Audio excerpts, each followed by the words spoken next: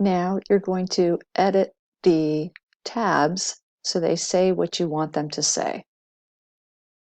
Students are going to be using their Math Digital Notebook for a whole week, and so I had to really think about what did I want the tabs to say, and I actually made changes probably 3 different times to them before I came up with what I finally came up with.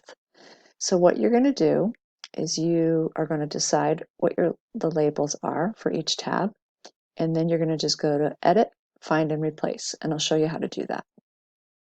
You're going to hit Control F, and a little box that looks like this up here is going to show up. We are going to change the Math tab. So I'm just going to type in Math, and there are 31 instances of Math.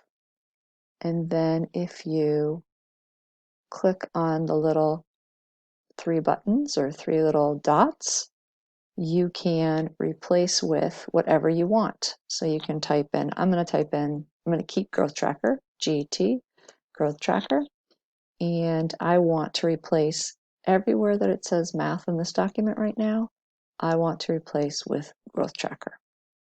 So I'm going to click Replace All, and then I should be able to close this now and come over here, and you can't really see it because it's so teeny tiny, but this actually says GT now. And everywhere that it said Math, it says GT. That's how easy it is. I'm going to change the Science tab now. So I clicked my Control and my F key, and my little Find in Document box showed up. And then I'm going to type in Science.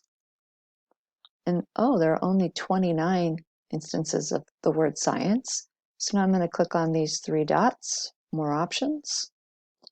And for science, I want to have the word reflect, because I want kids to be doing some reflecting a lot. And so I'm going to replace all. And then I'm going to close this. And science now says, this little tab says reflect.